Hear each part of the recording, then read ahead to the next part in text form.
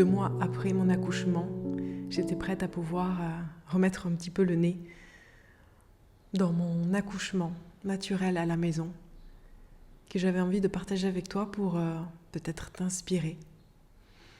C'est en aucun cas une vidéo pour te dire qu'est-ce qu'il faut faire, comment il faut le faire, hein, absolument pas, parce que je pense que chaque accouchement est complètement unique. Même moi, dans le plan de ce que j'avais dans l'idée, ça s'est pas du tout passé comme ça. Donc c'est peut-être un peu plus pour informer les possibilités qu'on peut accoucher à la maison en toute sécurité, parce que c'est un choix, hein, d'accord ? Et c'était mon choix, je voulais faire ça. J'ai eu mon bébé à la maison. Âme sensible s'abstenir, j'ai envie de dire, pour les vidéos qui vont arriver. Ça va être du naturel, du vrai. Okay. It's getting real over here. We're doing the thing. Baby, you wanna come? When you gonna come? Bon, déjà, faut savoir que ce bébé, il a tardé à venir. J'étais à ma 41e semaine, plus quelques jours. On s'est dit, mais même moi, dans ma tête, je me suis dit, mais il va jamais vouloir venir, en fait. Il va jamais vouloir sortir, cet enfant. Mais si, c'est arrivé.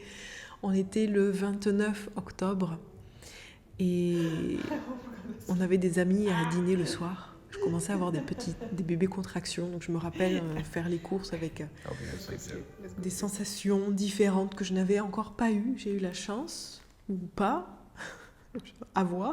d'avoir eu 0 contraction tout au long de ma grossesse, donc je ne savais même pas ce que c'était qu'une douleur de contraction. Et quand j'ai commencé, je pense, à voir les contractions de Brixton, j'ai commencé à me dire, ok, peut-être que c'est ça. Est-ce que bébé va arriver ou pas ? On ne sait pas. Mais finalement, tout au long de la journée du 29, temporairement, pendant quelques secondes, j'avais ces petites contractions qui arrivaient.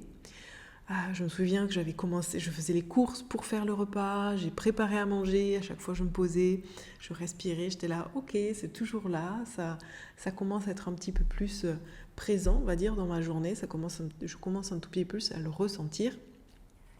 Pendant le dîner, je me rappelle, je disais à mes copains, bon, ben, vous inquiétez pas, si vous me voyez fermer les yeux, respirer, c'est que j'ai des contractions.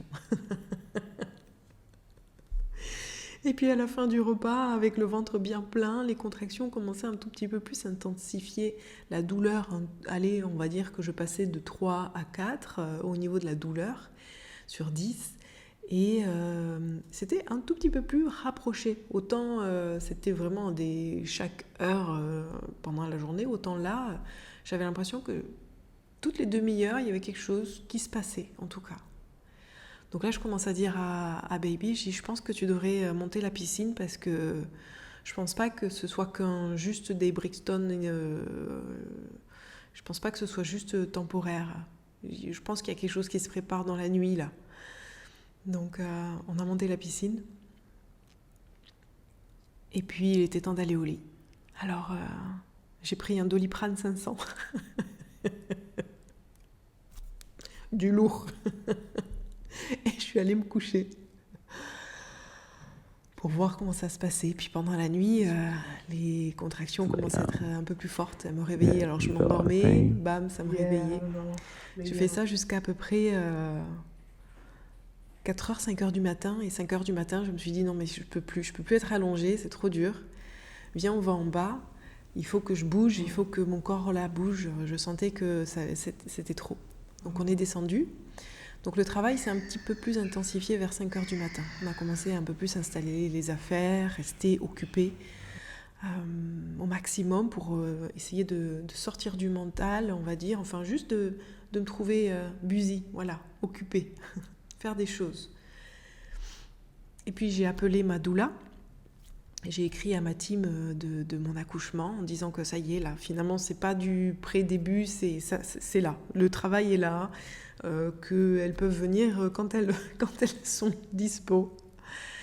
Ma doula est arrivée en première, et elle m'indiquait un petit peu des moments où elle voyait en fait dans mes respirations ce qui me bloquait. J'avais tendance à avoir une courte inspiration, Donc en fait, vraiment essayer de me forcer à prendre des profondes et plus longues inspirations, à faire vraiment un long boost d'oxygène et à expirer longtemps avec un son plutôt grave. Donc finalement, ce que j'ai à te partager là par rapport à la respiration, c'est vraiment ça qu'il y a à comprendre. La respiration doit vraiment, souvent avec la douleur, on a tendance à se contracter. Il faut savoir que l'accouchement, ce qui rend l'accouchement très douloureux, c'est finalement le stress et finalement la tension dans le corps. Donc plus le corps, et moi c'est ce que j'ai essayé de faire, et c'est ce que j'ai appris quand j'ai lu tous ces livres par rapport à l'accouchement, c'est d'arriver à avoir un corps détendu au maximum, d'arriver à aller dans cette respiration. Pourquoi pas d'avoir des sons graves, des sons hommes, parce que la vibration des cordes vocales va dilater un petit peu plus au niveau du plancher pelvien. Donc j'ai essayé de me rappeler un tout petit peu les exercices que je faisais, mais franchement, clairement,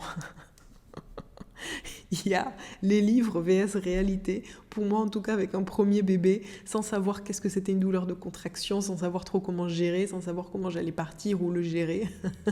Bordel que ça fait mal. Et pendant 90% des contractions ou des poussées, je faisais tout ce qu'il fallait pas faire. Coup d'inspiration, des cris aigus, enfin bref, voilà, quand tu perds complètement contrôle de tout. Donc c'est toujours bien d'avoir vraiment cette équipe calme autour de toi qui te rappelle, et je l'avais dit à Baby, ta mission c'est de me ramener dans ma respiration, de me rappeler comment respirer, peut-être de m'accompagner dans le souffle, et ça c'est vrai que l'équipe a vraiment fait ça, et ça a été ma plus grande aide finalement là-dessus, essayer de relâcher le corps, essayer de faire des mouvements au maximum, parce que le bassin a besoin de bouger, parce qu'il y a peut-être des massages que l'équipe peut faire. Voilà, on avait fait tout, du vent, de l'eau, du froid, du mouvement, de l'ouverture de hanche, de fermeture de hanche. C'était quand même assez difficile pour moi de bouger trop. Finalement, la position assise, pour moi, c'était celle qui était la plus facile pour moi, ou debout, dans les bras de quelqu'un. J'ai fait un peu à quatre pattes, enfin bref, tu t'essaies de trouver la position qui va le plus soulager sur le coup, sur le moment, bon. Et puis à un moment donné, donc, ma doula me dit « Allez, ça va te faire du bien d'aller dans la piscine, l'eau chaude, ça va t'apaiser. » Je pense qu'il était 11h du matin quand je suis allée dans la piscine. 11h du matin. Et c'est vrai que ça m'a fait beaucoup de bien, cette eau chaude, ça m'a apaisé, la gravité. Du coup, j'ai pu me détendre, j'ai pu me relâcher, j'ai pu revenir dans mon flot de respiration un peu plus. Et puis, ma sage-femme est arrivée, et puis j'ai presque allé 30 minutes après avoir été dans l'eau, la sensation d'avoir envie de pousser est arrivée. Donc finalement, c'est arrivé très vite.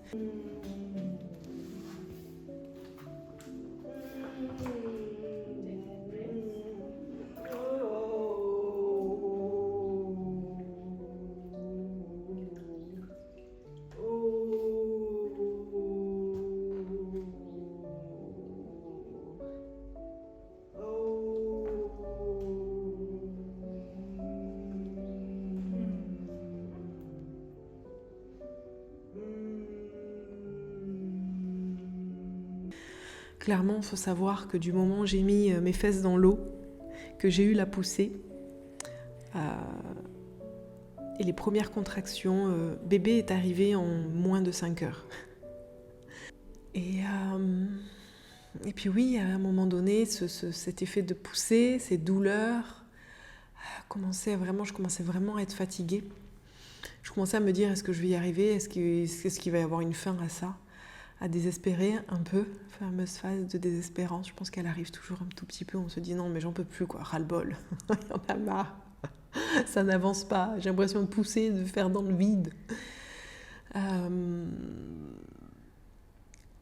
Mais non. À un moment donné, j'ai commencé à sentir la tête descendre dans le vagin. C'est très bizarre. On a l'impression qu'il y a une grosse bulle. Vous savez, des bulles de vagin qui ressortent. Grosse. Et puis hop, elle est remontée. Je me suis dit non, reviens. Reviens, petite tête. Et puis après, ça m'a pris trois grosses contractions pour pousser. Et puis ça y est, la tête est sortie. Donc la tête, en début, commence à sortir. Donc on voit la tête. J'avais pas mal de crampes au niveau des jambes. Et puis ça m'a brûlé. Donc je pense que maintenant, avec le recul, je sais que j'ai déchiré à ce moment-là, quand j'ai poussé, avec sa grosse tête là, de 41e semaine de bébé. Il commençait à avoir un peu de sang dans la piscine, un peu de tout, toutes sécrétions possibles et inimaginables. Hein. À ce moment-là, on ne regarde même plus ça. Oui, on fait caca dans la piscine. Hein, voilà, il va falloir de toute façon dire les choses. Au niveau intimité avec ton partenaire, tu vas très loin au niveau de l'accouchement. Il n'y a plus de choses qui te séparent de honte ou quoi que ce soit. Et puis, une fois que la tête était sortie, finalement, après, c'était le plus facile parce que c'est juste un autre gros push. Et puis, il y a juste le bonheur à récupérer.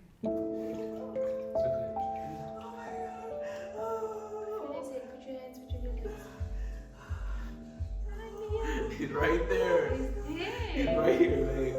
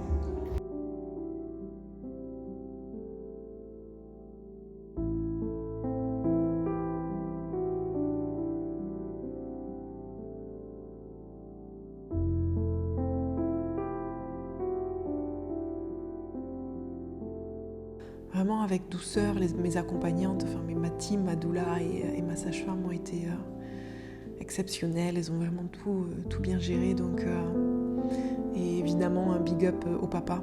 On ne se rend pas compte à quel point leur présence est essentielle dans cet accouchement, ou en tout cas moi. J'ai vraiment voulu qu'il soit investi, qu'il m'accompagne, qu'il m'aide. On est en général très connectés tous les deux et on a une relation qui est assez complice et c'est vrai de le voir devenir papa, c'était très beau. Je l'ai vu changer, transformer. Il est vraiment devenu un homme pendant cet accouchement. Et il a été génial. Il a été d'un calme. Il m'a ancré, il m'a soutenu comme j'avais besoin d'être soutenu, il m'a apporté tout l'amour que j'avais besoin. Il a été là pour accueillir ce bébé, parce que c'est vrai que les hommes, ils sont pas trop Ils n'ont aucun pouvoir, aucun contrôle pendant la grossesse, ils n'ont rien. Et là, de le voir, c'est vraiment enfin, lui, c'est lui, il a vraiment réalisé à ce moment-là. Et c'est pas du tout quelqu'un qui pleure, Akil. Et pendant 3 jours, il n'a pas arrêté de pleurer. Tellement d'émotions, de bonheur. Enfin, c'est beau. C'est très, très beau. Ces hormones d'oxytocine qu'on est bercé par ça. J'ai quand même perdu beaucoup de sang, finalement, sans m'en rendre compte.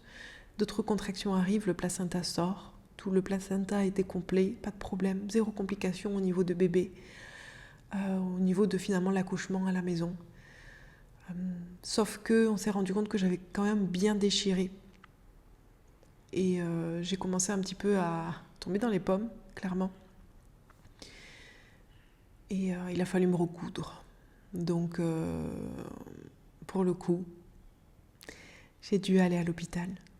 J'ai dû aller à l'hôpital parce que je voulais une anesthésie. Je ne pouvais plus, là, être recousue. Après ça, c'était plus possible. Je ne pouvais plus...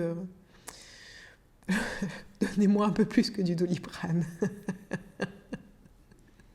La fatigue, la nuit, la douleur, les contractions, les hormones, enfin c'est tellement de tout, beaucoup de sang perdu au final, et puis l'épuisement du corps physique, hein, quand même.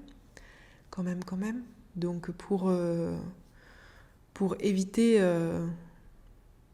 que ce soit trop lourd au niveau de la maison, enfin voilà, elle m'a un petit transfert à l'hôpital, mais j'ai pu avoir bébé. Il y a eu tout ce qui a été... voilà, on a recousu, on a refermé tout ce qu'il y avait à refermer. Et puis après, j'ai pu rentrer tranquillement à la maison et profiter de mon bébé. L'allaitement s'est bien passé. Donc voilà, conclusion. Beaucoup de chaos finalement, beaucoup de balance, beaucoup de chaos, beaucoup de douleur et à la fois beaucoup d'amour, beaucoup de magie, j'ai été surprise par mon corps et je suis fière de moi et je suis bluffée par ce bébé, d'avoir fait ce chemin. Je suis bluffée par la beauté de la nature. Enfin, c'est beau de pouvoir faire ça. Je me sens chanceuse d'avoir pu vraiment vivre cet accouchement. Je me sens vraiment chanceuse d'avoir pu réussir à le faire ou d'avoir eu ce corps, ou vraiment chanceuse que tout se soit bien passé en règle générale. Et donc voilà, si j'avais vraiment des conseils à vous donner, que ce soit dans votre accouchement à la maison ou à l'hôpital avec césarienne, avec péridurale, il y a de toute façon des contractions qui vont arriver. Respirez, apprenez à respirer bien longtemps avant l'accouchement, parce que c'est vrai que quand il y a la douleur, on oublie tout. Donc plus vous allez pratiquer avant, plus ça va devenir un automatisme pendant que les douleurs sont présentes et très présentes. Plus le corps sera détendu, moins les douleurs seront exacerbées. Je sais pas pourquoi je choisis des mots compliqués alors que émotionnellement je peux pas les prononcer. Voilà, respiration, calme, environnement calme. Et vous avez le droit de choisir tout, en mesure du possible, hein, évidemment, par rapport à votre accouchement, la lumière, la musique, les personnes, les positions que vous voulez avoir, la respiration que vous voulez faire, les cris que vous voulez faire. D'oser tout faire, d'oser prendre cette place-là, d'oser faire confiance à votre corps. Et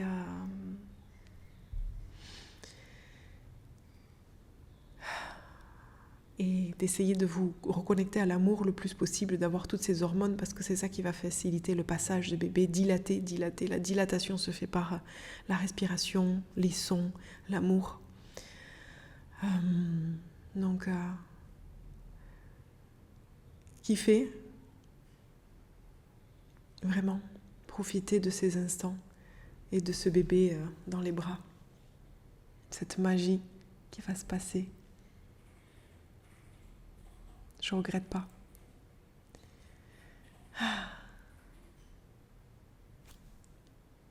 Merci d'avoir écouté jusqu'au bout et à bientôt. Oh my God. I can't believe